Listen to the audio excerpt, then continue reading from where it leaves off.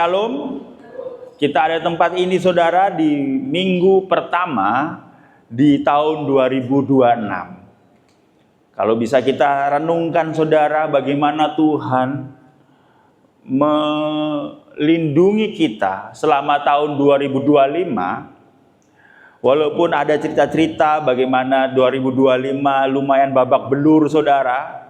Tetapi kalau kita ada tempat ini, kita percaya itu penyertaan Tuhan. Pada hari ini saudara kita akan masuk ke dalam seri khotbah yang baru. Saya beri judul Mazmur Pengharapan. Nanti minggu ini akan ada Mazmur 1, minggu depan Mazmur 2, 3, 4 dan seterusnya sampai 2 bulan ke depan. Jadi kita akan urut saudara. Kita akan masuk ke dalam Mazmur 1 saudara. Ada sebuah pertanyaan yang harus kita tanyakan kepada diri kita. Apa yang membuat Anda berbahagia? Pernah nggak kita tanya, yang membuat saya bahagia itu apa? Ada orang berkata, kita bahagia, saya bahagia jika memiliki kehidupan yang baik yang diberkati. Saya bahagia kalau tahun ini saya bisa menikah. Saya bahagia kalau hidup saya enak, makan enak, mati masuk surga. Saudara, paham nggak? Hidup enak saja bertentangan dengan hidup yang sehat. Kalau kita mau hidup enak, kita nggak sakit. Hidup sehat kita nggak sakit, tetapi kita mau makan enak, maka itu adalah dua hal yang berbeda. Karena kadangkala makan enak membuat hidup kita sakit, saudara. Nggak enak, saudara, hidup kita. Tapi sadar atau tidak, hidup kita itu selalu dihadapkan oleh pilihan-pilihan yang harus kita ambil. Tidak peduli kita tua atau muda. Sehingga dari Mazmur 1 itu saya memilih judul ini saudara. 2 pilihan jalan. Pada minggu pertama ini kita akan membahas Mazmur 1, 2 pilihan jalan. Selalu ada dalam kehidupan ini pilihan-pilihan dalam kehidupan kita saudara. Selalu dihadapkan oleh 2 pilihan. Cowok yang satu, pastor, ganteng tapi nggak nyambung. Cowok yang satu, nggak ganteng tapi lucu. Selalu ada pilihan-pilihan. Kerja di sini gaji tidak naik-naik, tetapi kalau resign bagaimana? Selalu ada dalam pilihan-pilihan. Saya ingin melangkah ke sini hari. Bahkan pada saat kita bangun pagi, ada 2 pilihan yang harus kita lakukan. Apakah kita mau hidup untuk Tuhan hari ini? Apakah kita mau rajin untuk Tuhan hari ini?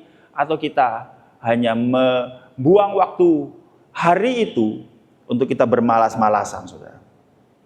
Tapi ini yang menjadi masalah dengan pilihan-pilihan kita.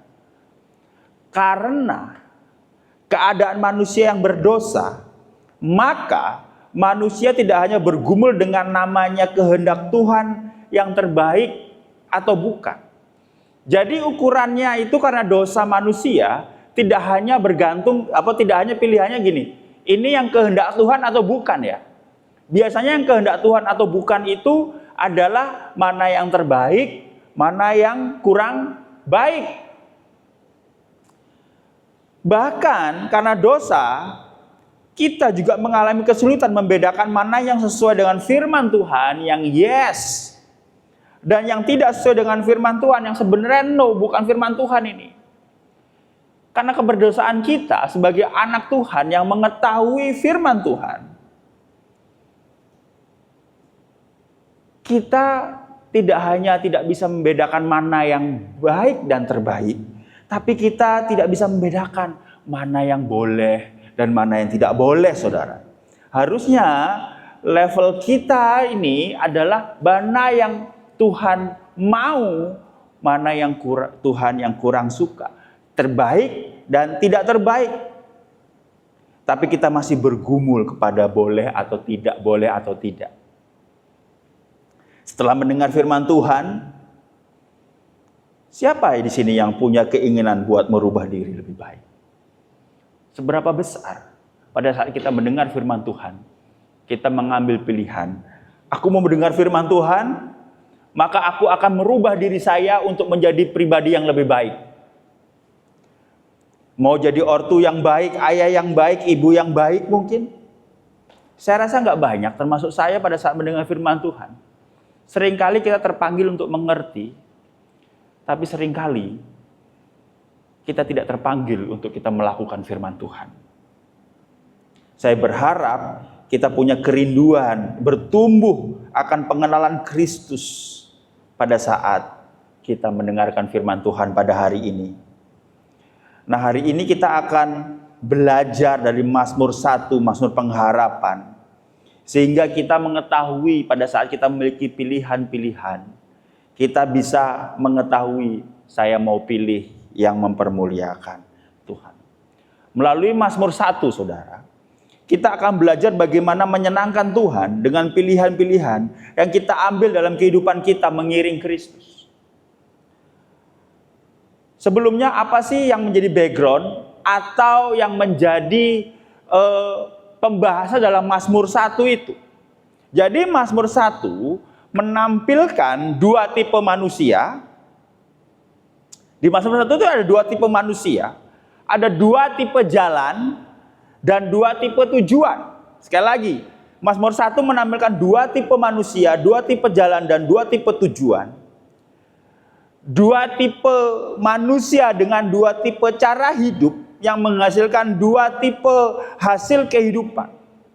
Di mana kita ditampilkan berkat untuk orang bertuhan disandingkan dengan kekosongan hidup untuk orang yang fasik, yang terkesan dia punya segalanya, tetapi ternyata dia tidak memiliki apa-apa. Saya undang untuk bangkit berdiri, saudara. Kita akan membaca, saya ayat ganjil, Bapak Ibu Saudara ayat genap, Mazmur 1 ayat 1 sampai 6. Saya akan bacakan ayat ganjil. Berbahagialah orang yang tidak berjalan menurut nasihat orang fasik, yang tidak berdiri jalan orang berdosa, dan yang tidak duduk dalam kumpulan pencemooh. Silakan.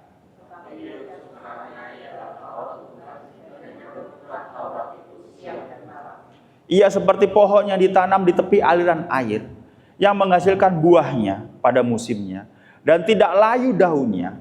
Apa saja yang diperbuatnya berhasil.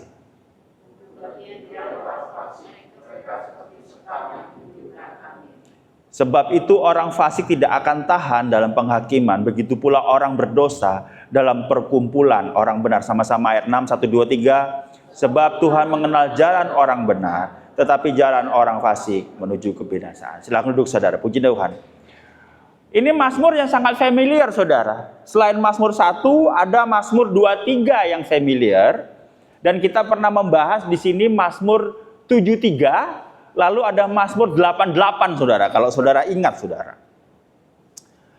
Tetapi sebelumnya ada kata yang ingin saya garis bawahi untuk kita bahas. Mungkin di sepanjang tahun, di sepanjang khotbah kita pada hari ini, yaitu apa? Ada sebuah kata dalam bahasa Inggris, blessed, diberkati, atau dalam bahasa Indonesia, berbahagia, saudara. Kita akan membahas ini siapa, apa berkatnya, apa karyanya. Nah, untuk memahami teks ini dan kata ini, saya akan membahas terlebih dahulu, saudara.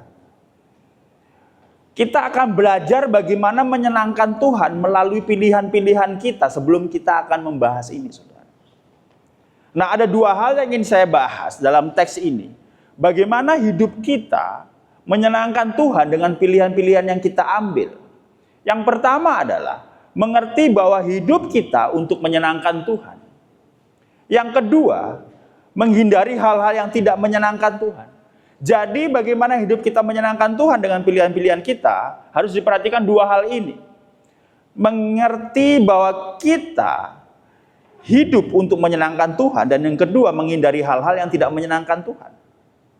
Yang pertama, mengerti bahwa hidup kita untuk menyenangkan Tuhan. Salah satu caranya adalah, menurut teks ini adalah, mengetahui kapan kita berkata tidak. Saudara, kadangkala kita tidak berhasil dalam hidup karena kita tidak bisa atau tidak tahu kapan berkata tidak. Saya itu adalah orang yang susah berkata tidak. Istri saya orang yang bisa lebih mudah berkata tidak. Tapi orang Indonesia kebanyakan kalau kita saklek enggak gitu, kayaknya jahat, saudara. Tapi firman Tuhan berkata, kita harus mengetahui kapan berkata tidak. Kadangkala kita sungkan atau malu, saudara.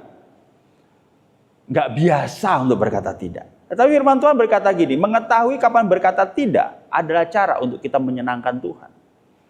Dikatakan, berbahagialah orang yang tidak berjalan menurut nasihat orang fasik, yang tidak berdiri di jalan orang berdosa, dan yang tidak duduk dalam kumpulan pencemooh. Tidak berjalan menurut nasihat orang fasik.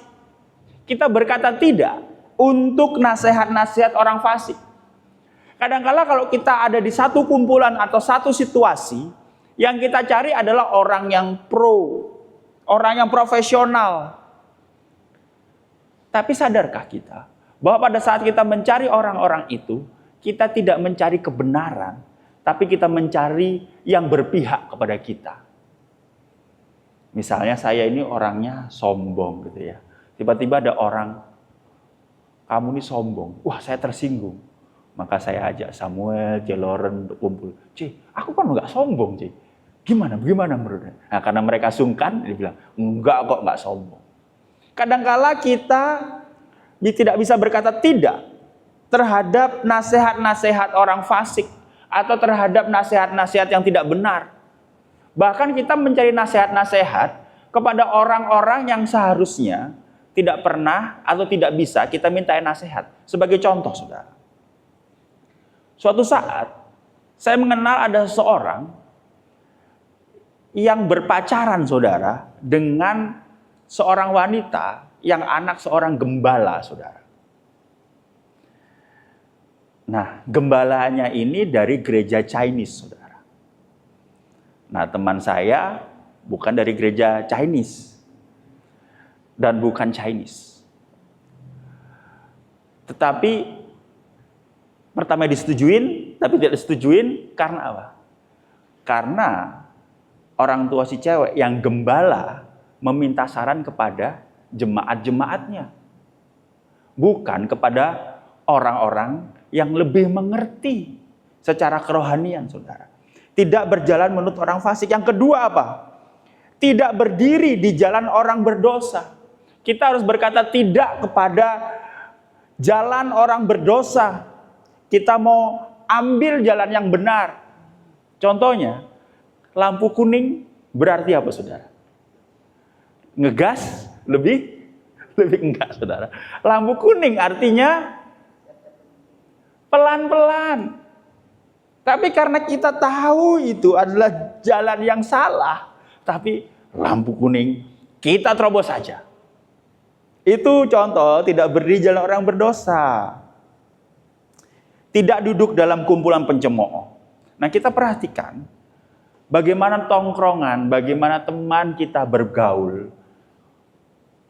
Pada saat kita tahu bahwa itu tidak mempermuliakan Tuhan, maka kita harus berani untuk berkata, enggak bisa. Mari kita pikirkan bagaimana sekitar kita pada hari ini. Karena karakter dan sikap kita ditentukan dengan siapa kita bergaul. Ada sebuah pepatah berkata, kasih tahu saya teman-temanmu, maka saya bisa kasih tahu kamu bagaimana masa depanmu. Tapi bukan berarti eksklusif, saudara. Yang berikutnya adalah, ternyata kita juga harus tahu bagaimana berkata iya, saudara. Tetapi yang kesukaannya ialah Taurat Tuhan, merenungkan Taurat itu siang malam. Ia seperti pohon yang ditanam di tepi aliran air yang menghasilkan buahnya pada musimnya dan tidak layu daunnya, apa saja yang diperbuatnya berhasil. Kita harus berkata iya untuk firman Allah. Kita juga harus berkata iya untuk hikmat Allah, merenungkan Taurat itu dari siang dan malam. Kita juga harus berkata iya untuk kehendak Tuhan. Ia seperti pohon yang ditanam di tepi aliran air. Tuhan yang menanam kita dan kita harus tahu bagaimana Tuhan memiliki kedaulatan untuk hidup kita, saudara. Pada hari ini, selain kita mengerti bahwa hidup kita untuk menyenangkan Tuhan, tapi yang kedua, menghindari hal-hal yang tidak menyenangkan Tuhan juga merupakan hal yang harus kita perhatikan. Menghindari hal-hal yang tidak menyenangkan Allah. Bukankah demikian orang fasik? Mereka seperti sekam yang ditiup angin, sebab itu orang fasik tidak akan tahan dalam penghakiman. Begitu pula orang berdosa dalam perkumpulan orang benar, sebab Tuhan mengenal jalan orang benar, tetapi jalan orang fasik menuju kebinasaan. Kita harus menghindari hal-hal yang tidak menyenangkan Tuhan, yaitu apa? Menghindari hidup yang sia-sia. Dalam bahasa Inggris, senseless. Tidak ada sense-nya. Kita nggak punya common sense. Hidup kita sia-sia, menghasilkan hidup yang sia-sia. Pelayanan kita akan sia-sia, ke gereja kita akan sia-sia kalau kita hadir hanya untuk melihat manusia dan kecewa dengan manusia. Yang kedua adalah menghindari hidup yang bodoh. Kita akan menjadi bodoh pada saat kita tidak tahu apa yang firman Tuhan katakan. Orang fasik tidak akan tahan dalam penghakiman, begitu pula orang berdosa dalam perkumpulan orang benar. Kita tidak mau hidup yang benar, kita memilih hidup yang sia-sia dan hidup yang bodoh. Saudara, saya suka jalan lewat, kalau mau ke sini lewat Wonokromo. Itu saudara, kalau lampu merah lagi macet, lalu ditambah dengan kereta api, pintu kereta api ketutup, saudara. Saudara tahu gak? Itu mau mobil bagus, mau mobil nggak bagus, mau motor bagus, mau motor nggak bagus. Ada aja yang udah tinggal tipis gini ya, ngerobot dia, saudara. Saudara, itu kan bodoh. Kenapa? Itu nyawa, saudara. Padahal kalau yang nerobos sama yang nggak nerobos, bedanya cuma 2 menit atau 3 menit, saudara. Ya kalau sakit perut, udahlah belok aja ke stasiun Wonokromo ya. Lah, selesaikan tugas kamu di sana daripada nyawanya kan. Tapi itu, saudara. Tapi yang ketiga, menghindari hidup yang tak berpengharapan. Tetapi yang orang fasik menuju kebinasaan. Kita tidak berpengharapan, lemes, nggak tahu apa yang akan terjadi ke depan. Yang penting hidup. Suatu saat, saya memiliki teman kantor yang sudah 10 tahun di kantor itu. Tetapi bisa saya pastikan bahwa pengalamannya bukan memiliki pengalaman 10 tahun. Tapi memiliki pengalaman 1 tahun yang 10 tahun diulang-ulang. Karena apa? Ya gitu aja kerjanya. Bersihin mejanya, terus ngapain lagi. Jadi pengalaman pekerja 10 tahun tapi memiliki pengalaman 1 tahun, tapi 1 tahun kali 10 yang diulang-ulang terus. Nah, hari ini kita belajar bagaimana hidup menyenangkan Tuhan dengan pilihan-pilihan yang kita ambil. Yang pertama, kita mengerti bahwa kita hidup untuk menyenangkan Tuhan. Dan yang kedua, menghindari hal-hal yang tidak menyenangkan Tuhan. Nah, pertanyaannya, apakah selesai sampai di sini? Apa Mazmur 1 selesai sampai di sini? Tidak, saudara. Karena ada realita yang lebih besar daripada kita melakukan apa yang Mazmur 1 harapkan. Karena realita kehidupan nggak seindah khotbah pendeta, saudara. Sekali lagi, realita kehidupan nggak seindah khotbah pendeta. Nggak seindah drama Korea. Nggak seindah FTV, kalau ada yang masih nonton FTV di sini. Nggak seindah motivasi yang membuat kita manggut-manggut, tetapi setelah pulang gereja kita masih bingung, saudara. Karena begitu firman diberitakan, realitanya kita juga kurang ada keinginan berubah. Begitu pulang rumah, apakah ada di kepala kita, saya mau hidup seturut dengan firman Tuhan yang dikhotbahkan oleh Pastor Gayus tadi? Mungkin 10% aja dari kita. 90%-nya enggak. Dan termasuk 90% itu mungkin saya. Saat kita mengikuti firman, apakah masalah saya selesai, pastor? Apakah doaku jadi terjawab, pastor? Apakah suamiku atau anakku mau ke gereja lagi? Saya sudah mengikuti Mazmur 1 loh, tapi tidak ada yang terjadi dalam kehidupan kita. Kenapa sepertinya khotbah Injil yang adalah kekuatan Allah tidak merubah saya? Mungkin karena kita tidak melihat Kristus sebagai jawaban sejati itu, saudara. Dan hanya melihat Yesus seperti jin botol yang kalau saya mau dia akan mengabulkan permintaan saya, tanpa kita tidak mengerti keberhargaan pengorbanan Kristus dalam hidup kita, dan hanya di otak aja mungkin. Lalu kita komplain karena tidak sesuai dengan kita. Padahal kita belajar hidup ini bukan tentang kita aja. Kalau kita campur adukan begini, saya sudah mengikuti Mazmur 1, saya sudah berpuasa, saya melakukan praise and worship, saya sudah saat teduh. Pertanyaan yang untuk kita semua harus jawab seperti ini. Apakah ada yang mampu hidup seperti Mazmur 1 perintahkan? Saya pribadi nggak bisa, saudara. Kita mikir saya bisa, saya mau, tapi di satu sisi untuk menghidupi firman Tuhan kita tidak tergerak, saudara. Bagaimana cara kita berkata tidak, berkata iya? Bagaimana cara kita menyenangkan Tuhan? Adakah yang mampu hidup seperti Mazmur 1 perintahkan? Jawabannya tidak ada, saudara.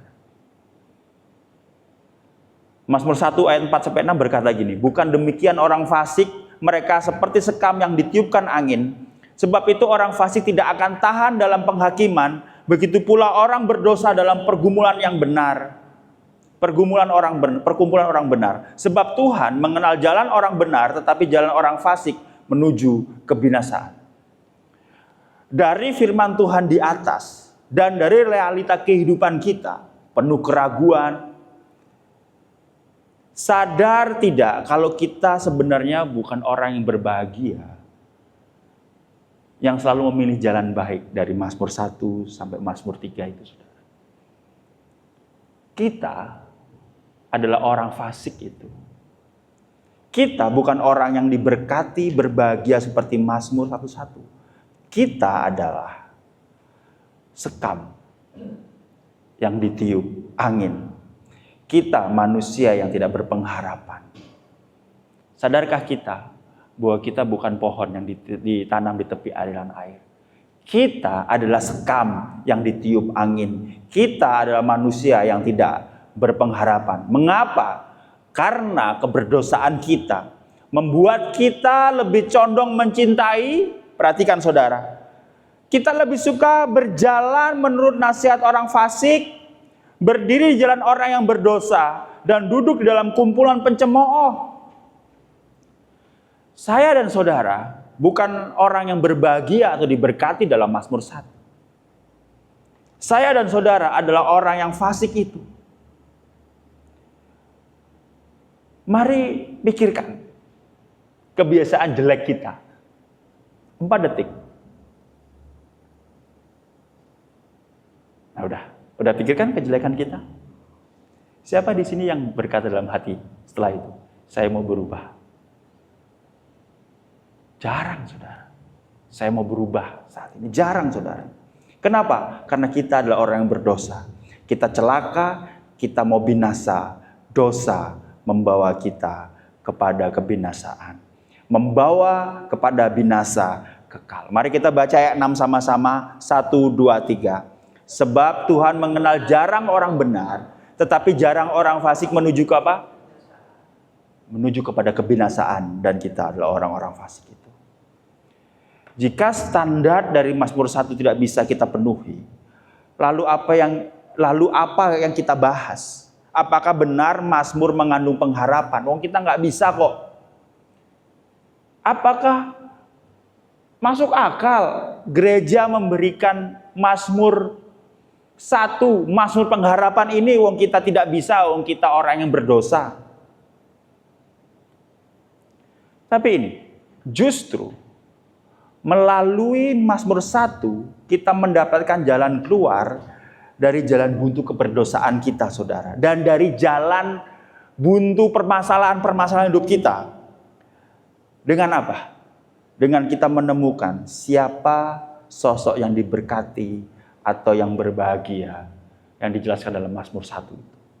Siapa sosok ini? Dan yang diuntungkan, dan apa untungnya buat saya, buat Anda dan saya pada saat kita mengetahui sosok ini. Nah, ada seorang ahli teologi yang bukunya kalau orang teologi sangat sering dibaca, yaitu Willem van Gemeren. Nah, ini namanya agak-agak gitu.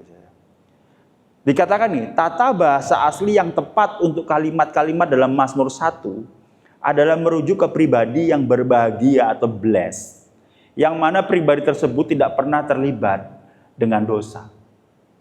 Nggak ada dosa, melakukan dengan sempurna, tidak fasik. Kan ada tokoh-tokoh Alkitab, pastor. Tokoh-tokoh besar Alkitab pun tidak bisa. Abraham tidak, karena Abraham tidak mengakui istrinya dan berbohong. Apakah Musa? Musa tidak, karena Musa membunuh dan kehilangan kesabaran. Apakah Daud? Tidak, karena dia membunuh dan berzina. Seluruh Alkitab tidak dapat menampilkan sosok orang yang tidak pernah berbuat fasik, tidak berdosa dan sempurna dalam melakukan hukum-hukum Tuhan. Tapi Agustinus berkata begini, pribadi dalam Mazmur 1 ayat 1 harus dimengerti adalah Yesus sendiri. Dia Yesus yang tidak ada dan yang mampu masuk standar Mazmur 1 selain dia. Gambaran Allah yang turun ke dunia untuk Anda dan saya. Nah, pertanyaannya kan begini, saudara. Kita udah bahas Mazmur 1 ayat 1 sampai 6. Sudah disajikan bahwa ternyata kita bukan yang berbahagia, tapi kita adalah orang fasik itu. Ternyata kita juga tidak bisa mengikuti standarnya Tuhan. Kita itu sekam yang bisa gampang tertiup angin, nggak bisa masuk standar. Ternyata standar Mazmur 1 hanya bisa dijalankan oleh Yesus sendiri. Lalu apa hubungannya sama saya?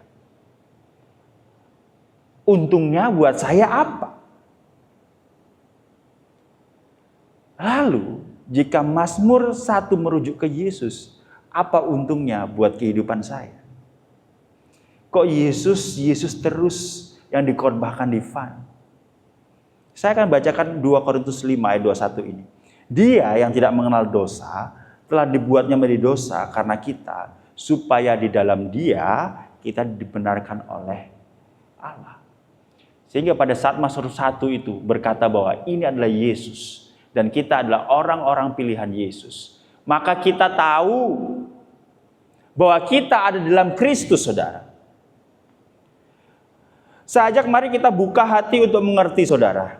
Yesus adalah jawaban sejati dari kehidupanmu. Sekali lagi, Yesus adalah jawaban sejati dalam kehidupanmu. Nah, ini penting, saudara. Saudara, merupakan pergumulan buat saya. Pada saat saya lihat TikTok, pada saat saya lihat YouTube, saya tuh lihat gembala-gembala, pendeta-pendeta yang terkenal itu bisa akrobat, saudara, dalam khotbah. Kok bisa wah gitu ya, menyenangkan, saudara. Walaupun kalau menurut saya pribadi, isinya ya gitu saya nggak bisa ngomong jelek dan saya nggak mau ngomong itu tidak benar, gitu aja. Saya tuh pengen bisa akrobat gitu, saudara. Tapi saudara, kalau saya berok-berok kayak mereka, saudara, itu lebih ke sakit asma saya jatuhnya. Pada saat saya bergumul, gimana saya bisa caranya untuk seperti ini? Lalu saya sadar bahwa firman berbicara lebih kuat daripada pembawa firmannya, saudara. Bahwa Injil berbicara lebih keras dan lebih berkuasa daripada pembawa firmannya. Makanya saya tidak pernah mencoba lagi untuk berakrobat dan berlucu-lucu, saudara. Karena firman Tuhan tidak akan kembali dengan sia-sia. Tergantung dari hati Anda. Gitu ya. Saudara, kalau kita mencari khotbah diberkati, maka khotbah diberkati bukan jawaban. Sorry itu sih, saudara. Karena selalu ada orang-orang yang setia yang kurang diberkati dalam kehidupan ini. This is real. Ini real, saudara. Saya tanya Chat GPT, saudara. Ternyata hanya 8-15% orang Kristen yang masuk golongan kaya. Jadi dari semuanya ini ya saudara ya. Ya hanya Pastor Stephen ini sama ya ada Vio lah kaya lah. Sisanya bukan golongan kaya. Dan ini real saudara. Bayangkan dari seluruh rakyat Indonesia, menurut BPS hanya 10% orang Kristen. Dan dari 10% orang Kristen itu, hanya 8-15% orang Kristen kaya. Itu realitas, saudara. 2025, berapa banyak di antara kita yang lebih banyak struggle bagaimana saya menabung daripada bagaimana saya harus menghambur-hamburkan uang. Tapi gereja memberi awang-awang, alih-alih mengajarkan kalau mau diberkati, rajin kerja, capai pendidikan tinggi, belajar terus dan andalkan Tuhan.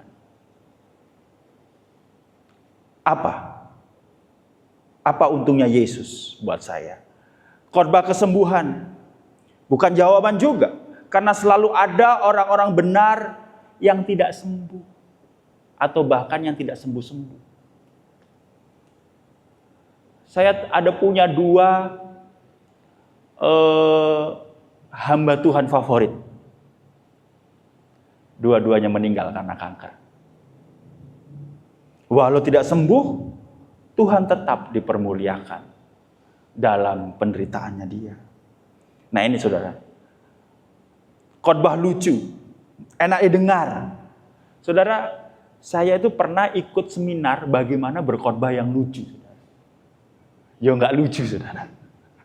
Nggak lucu saudara. Saya kalau mau khotbah lucu itu jangan pernah bilang saya ada cerita lucu. Pasti nggak lucu. Khotbah lucu dan enak didengar juga bukan jawaban. Karena hidup banyak nggak enaknya daripada enaknya. Saking hidup nggak enaknya jadi lucu saudara. Tapi kita mencari hal-hal itu saudara. Pendeta akrobat, berkat kesembuhan dan lucu dan enak didengar. Apa jawaban saudara? Hiburan? Apa jawaban kita? Tapi ini jawaban sejatinya. Bahwa kita punya Kristus. Dan engkau harus mendengarkan khotbah yang bermuliakan nama Kristus. Engkau boleh miskin dan tidak berkecukupan, tapi kedamaian hati lebih dari yang orang punya atau orang kaya karena engkau punya Yesus. Mungkin engkau belum atau tidak sembuh, tapi hatimu tenang dan aman karena punya Yesus, teman yang menjadi pendamping di kala sakitmu. Mungkin hidup gak enak, tapi kamu punya kekuatan untuk berharap karena punya Yesus yang menguatkan kita. Lalu bagaimana saudara? Sebagai pengikut Kristus, kita diberkati melalui pengorbanan Kristus. Saudara. Dikatakan ia seperti pohon yang ditanam di tepi aliran air, yang menghasilkan buahnya pada musimnya, yang tidak layu daunnya, apa yang diperbuatnya berhasil. Saudara, kita tahu bahwa Yesus adalah pohon kehidupan dan Yesus adalah sungai kehidupan. Oleh sebab itu, Yesus mengambil kita dari padang gurun yang kering untuk menanamnya di sebelah pohon kehidupan dan di dalam aliran sungai kehidupan, saudara. Saudara, 3 slide terakhir. melalui pengorbanan Yesus, maka kita ada dalam Kristus sekarang. Kita seperti pohon yang ditanam dan ditempatkan di samping aliran air hidup, yaitu Kristus sendiri. Perhatikan, sehingga kita yang tadinya kecenderungan hati kita suka atau cinta akan berjalan, berdiri, dan duduk dengan orang fasik, menjadi mengasihi, berserah, percaya kepada Allah di dalam kehidupan kita. Kita ditanam dengan tujuan khusus untuk pekerjaan Tuhan, untuk rencana Tuhan dalam hidup kita. Orang fasik akan menjauhi aliran sungai kehidupan karena mereka punya kebenaran sendiri. Tetapi kita mampu bertahan dalam padang gurun karena air kehidupan itu menyertai kita. Yang terakhir, saudara, pengikut Kristus dimampukan untuk berbuah ucapan syukur. Ini saudara, pengikut Kristus dimampukan untuk berbuah ucapan syukur pada waktu berlimpah, berbuah iman pada masa keraguan, berbuah kesabaran pada masa penderitaan, berbuah kedamaian pada masa badai, dan berbuah kekuatan pada masa dicobai.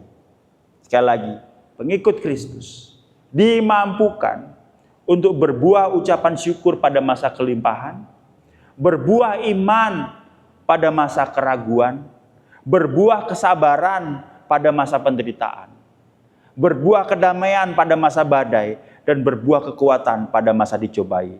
Pohon itu tidak layu daunnya karena tertanam dan berakar kuat di aliran air kehidupan, yaitu kasih karunia Kristus.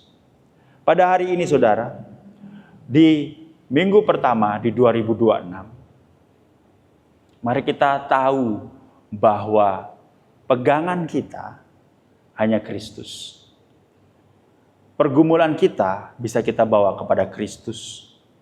Mungkin kita merasa saya butuh kekuatan, saya butuh terobosan dalam hidup. Itu semua kita bisa dapatkan dalam Kristus. Doa kita pada 2026, ajarkan Tuhan untuk aku mengerti proses dari Tuhan, sehingga aku bisa berjalan selangkah demi selangkah dalam anugerah kasih Kristus. Mari kita berdoa. Tuhan, kami bersyukur hari ini kami dapat mengerti bahwa Mazmur 1 bukan berbicara mengenai kami, adalah orang yang berbahagia, yang tidak berjalan dalam kumpulan orang berdosa, duduk dalam kumpulan orang pencemooh dan orang fasik, dan menjauhi orang fasik. Tapi kami adalah orang fasik itu, saudara, yang mana